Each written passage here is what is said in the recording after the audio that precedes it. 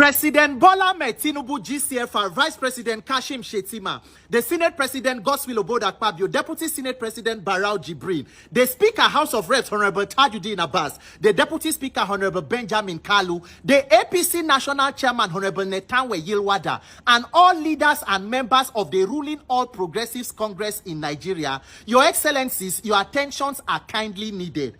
President Tinubu, we as Nigerian youths and Nigerians, we dey call upon you as the leader of this country to at least come out and commit to free, fair, credible and peaceful elections in Nigeria. Because President Tinubu, we hear say that you are a Democrat and you love democracy. Say you love democracy, so you support and you stand with the June 12th mandate of the late MK Abiola, and that is why he show in the way we be say we na honor his legacy.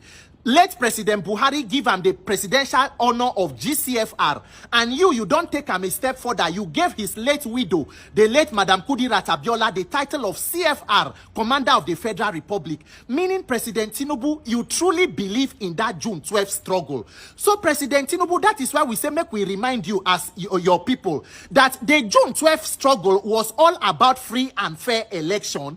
The whole idea of June 12th now say somebody win a popular mandate when Nigerians across the country came together more than 30 years ago to vote for a person in what was believed to be a free, fair and credible process. So President Tinubu, if you truly love June 12th and you stand with June 12th, why is it that as a president now, you never commit to, in the spirit of June 12th, implement the core values and foundation of June 12th, which is free, fair, and credible elections? Because President Tinubu, you know, say, no matter what a leader does in a democracy, the people will only move forward and the nation will only move forward when the votes of the people begin to count. Any other thing outside building electoral integrity is a mischievous process, President Tinubu. President Tinubu and APC, do you know that now you are the only president since our Fourth Republic 1999 we never commit to electoral reform to fix Inec and give free and fair election? Even the late President Yaradua 2007, he publicly admitted that the elections will bring him and then Vice President Jonathan to power, they were flawed and they wanted to reform them. Unfortunately, the man died. But President Jonathan take him a step further to sign the 2011 Electoral Act and even conduct the elections will bring APC for 2015. But President Tinubu, from one side, we know they hear anything. Abi, Mr. President, is it that when as APC and as Democrats will be APC, do you people not like free and fair elections? Abi, Democrats are no longer interested in credible elections. Is Nigeria the only democracy that is not governed by Democrats, Mr. President? Or do the APC have any problem with free and fair elections? The only thing we are asking is for the process to be transparent and accountable, Mr. President. So you fit begin by sending a memo to your Senate President Akpabio. The only thing we demand is simple. Let there be transparency from voter registration to voting to transmission of results. Make what you see is what you get. Let us know what cause the glitch. Let there be mandatory electronic transmission of results, Your Excellency. So that we not go hear issues like that time for 2023 Rivers State. We go here say one politician, they threaten Inec staff, or we begin to hear stories of Iyashi Nedu, Babashi Nedu, or like for Lagos 2023, some people were physically beaten out of polling units. President Tinubu and APC, you are supposed to be All Progressives Congress. APC, what is progressive about rigged elections? What is progressive about voter suppression of vote buying and violent elections? President Tinubu and APC, if you are truly the party of progressives, why are you not publicly committing and placing emphasis on free and fair election? Abi, Mr. President, if you no want to do free and fair election, what is your other plan? Abi, when I want to rig me? No, I know you people no go want to try it. You will not want to do that because you are supposed to be Democrats and you are supposed to have integrity. And even we as Nigerians, we will not allow election rigging in 2027. We are prepared to defend our votes because this country needs to move forward. You, the leaders, you have had many opportunities. Let we, the young ones, also have our opportunity to live. President Tinubu, if you fit do free and fair election as APC for this country, Nigerians will honor you for life. Forget all this coastal highway, third mainland, this and that airport. Just commit to free and fair election publicly. Make we know where you stand, that you are interested in that process, and Nigerians will forever honor you. Forget this one where they rename this, rename that, they shadow you, Your Excellency. If you can do free and fair elections, leave renaming for us. Nigerians can rename this country after you, but we need a commitment to building our institutions, because anything outside free and fair elections is mischief, and Nigerians do not lead mischievous persons in the helms of affairs. I beg, make una help me tag Mr. President and all APC leaders. As we don't call upon everybody, we will call upon them too. May God bless Nigeria and God protect our armed forces. My name is Peter for Nigeria. We can't possibly be wasting our time, our energy on things that doesn't make sense, whereas we have seriously pressing issues regarding our country, regarding Africa, most especially the western part of it, where we belong. We cannot be having this mountain of problem and we still have that extra energy to do things that people will term as distraction. Things that doesn't really make that much of a sense. I don't know if you're getting me. What am I trying to pinpoint out of this video is the fact that we have so many people fighting for a better Nigeria. We have so many people fighting to make Africa great again. But some actually doing it the wrong way by heading the wrong direction.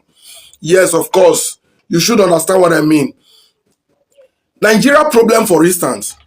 Anything you are doing in Nigeria today that is not about having an Inec that works, that is not about making Nigerians being given the opportunity, the right, the power to decide who get to an elective position, then any other thing we are doing, we are merely just catching cruise. It is that simple. Okay, let me bring in some people that have been on the forefront of fighting for this country that we know. And I'm going to use this opportunity to send messages to them. I hope this video find you all in good faith. And for you that is in this video, please do well to share it, because I have a lot of message here. Now, let me start from Omoyele Sowore. We all know who Sowore is. So many loved him. So many also don't like him. That is normal. That is why you are a living human being. Everybody can't like you and everybody can hate you. But for those of us that like him, maybe for instance myself, it doesn't mean I don't have things about him I don't like. After all, he's not a perfect human. Omoyele Sowore has been on the forefront fighting for the oppressed. That is what he's known for. He's an activist. He wants Nigeria to work. He wants things to be done rightly. He wants a country that is being governed by the rule of law. But Omoyele Sowore, sir, I'm here to see you lead a fight against whichever authority, maybe the government themselves or no, under Bola Ahmed Tinubu's regime, it's all about the federal government, because every other persons are mere loyalists. Call them the National Assembly, call them the state governor, they are mere loyalists. So it's all about the presidency. Why are we not asking the presidency with all that we have to give us an Inec that function? This is something we know they will never give, because we send them all home. But what if we all channel our energy and resources towards that part? Let it be that Nigerians are fighting for just one thing. Will it not be easier? So Omoyele Sowore, I know you represent something great. You want Nigeria to work. But can you just think about this? Then my ratted president, very dark black man, VDM, Vincent Ose, I salute you, bro. You'll be doing so many things to sanitize the system from the angles you know. You mostly pick on individuals, we know. Individuals that you perceive doing the wrong thing. But, and I've said in my video before, VDM would not be what he is today, popular, famous, also facing the threat and danger he's facing in the course of trying to do what he does, if Nigeria had a system that works. You will agree with me that VDM does the work of police. He does the work of EFCC. He does the work of immigration sometimes, from what we've seen. If we have a functional nation where things are done properly, where the systems are in place, This will not be the responsibility of VDM. He will probably be doing something else, because you cannot deny the fact that these are draining the man. In as much as so many people think he has gotten fame from this, but it's also draining life out of him. If you know what that guy is lacking behind that he should be having now, that there is no time for choose of based on the party he has chosen, you will pity for him. Many envy him, many want to be in his shoe. But if you know the price and sacrifice he's paying, you will flee. VDM, I want to see you talking about reforming Inec. See, this is not time to say I'm not into politics. You must be involved. Unless you want the country to continue like this, the only thing that can rectify Nigeria is a positive politics. Not, okay, VDM, let me use this for instance. Of all the fight you fought, you bring it from the branches down to the main stem, and that is where your power ends, and it remains there. And you don't solve problems from the branches. As long as the stem is still rooted on the earth, it will continuously be there. In the case of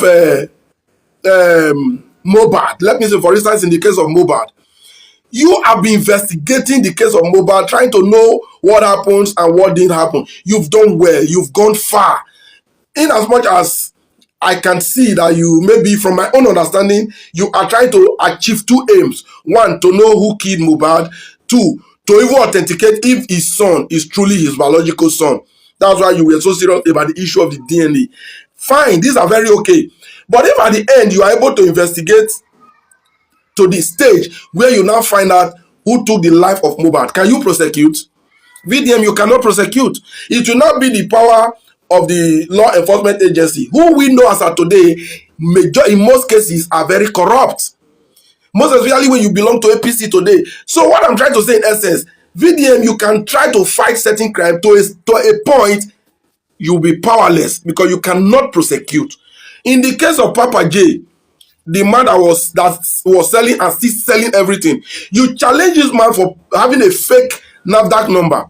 And at the end, NAFDAC proved that you were right, that the NAFDAC number was fake. But because you weren't having the power to prosecute Papa J, you asked off. Has he stopped selling? The answer is no.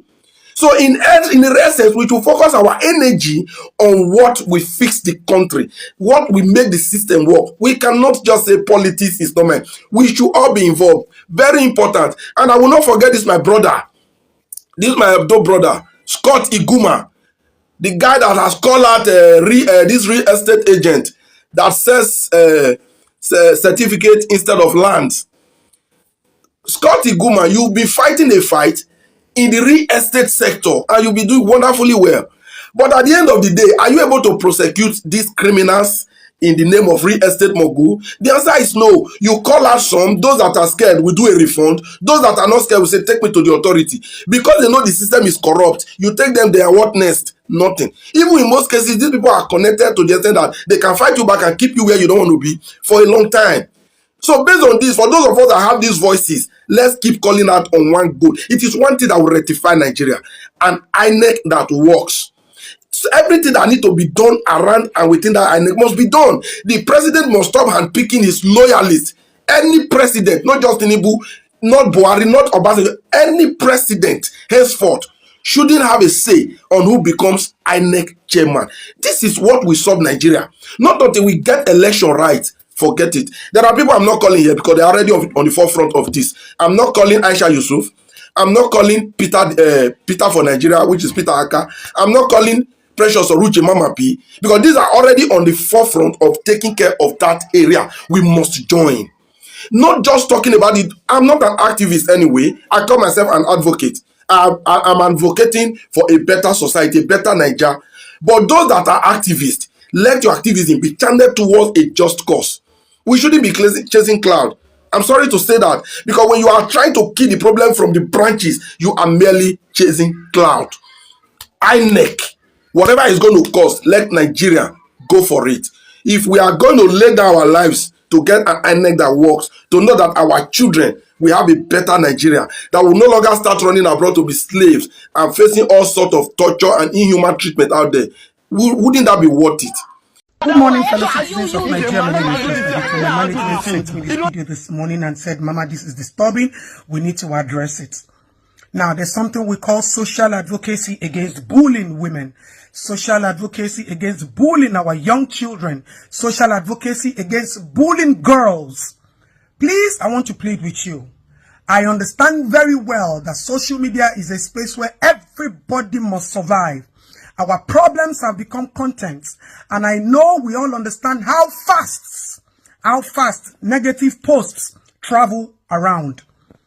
Please, Just Adetun would always support the Nigerian youth, and my defense for the Nigerian youth all the time is that they have taken the baton of breaking the chain of poverty into their own hands. They were born into a society that the government has not given them anything. No infrastructure, no amenities, no social protection. They've gone to schools, no jobs. And you cannot blame them if they stand up, raising their hands and saying they're going to break the chain of poverty. However, we need to be cautious of the things that we push on the face of the media, all in the midst of creating content. Please, I want to plead with you all. Everybody who is a celebrity, an influencer, a content creator, you have just one young girl, you have one young boy who is looking up to you, looking at your energy, looking at your actions, looking at your deeds, and definitely they want to emulate something, your pattern of growth, your expedition of growth and all of that. But we will not take it when the consequences of your actions pushes a negative fuse into our children.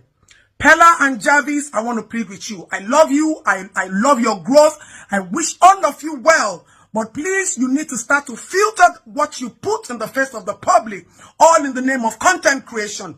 We will not accept you hitting a woman, bullying a woman, talking down on a woman, not because she doesn't care or she cares, but because the consequences of those actions bulges down on the society at large.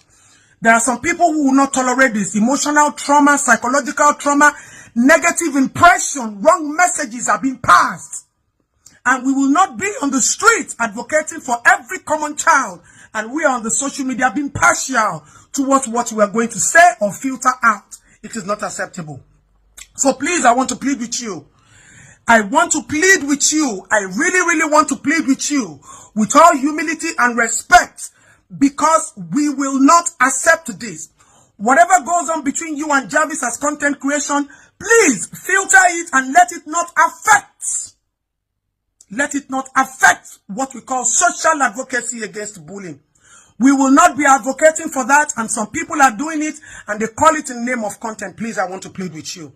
If this happens again, we will not take it lightly with you, because all of these things, the society is watching you. Our young girls are watching you. Our young boys are watching you. And we are trying as much as possible to create a sane society for our young girls. We are trying as much as possible to ensure that our women, our girls, our ladies are in healthy relationship that does not affect their mental health. So if this is what you are pushing to the public, then how do we fight this battle? How do we win this battle? How do we tell other women and other young girls that this is right? Please, I want to plead with you. Social advocacy is a respecter of nobody. And when we have to go all the way with the law, we will. We've tried as much as possible to ignore some things because we don't want it to seem like somebody is trying to, maybe, the way the society will look at it, oh, they're jealous of their growth and all of that. No, it is not. It's about the fact that you need to be cautious. You need to be cautious about societal influence from a lot of things that you do. So please, whatever it is, whether it is the team, whether it is the management, refrain from hitting a woman. I'm not being particular here. A woman in the face of the public, assaulting her, down-talking her. We will not accept it, please. I want to plead with you again. Maybe you don't understand what this is, the consequences of what you do, and now it bulges down on the society at large. It might be content to you people, but it's not content in the face of our strength as mothers, as women, and how we are trying as much as possible to sanitize our society and ensure that people are in healthy relationship. If you come to my DM now, there are a lot of people sending DMs. A man hit a woman, a man said this to a woman, and it's serious issue. And we cannot be seeing serious issues in the face of our public space, and we will say it is normal. No, it is not normal, and we will not appreciate it. Neither would we accept it henceforth. Please, I am pleading with you. I am begging you. You all are supposed to be instruments of change. You all are supposed to be social advocates that are pushing a better narrative to our young children who are getting into early relationship, but the The reverse is the case in your situation. So please, I want to plead with you. Try and go for proper orientation or understand what the law says about this. And if you are ambassadors of wealth and all of that, understand that you also need to be ambassadors of respecting girls, respecting women, and protecting and dignifying them most importantly. Thank you.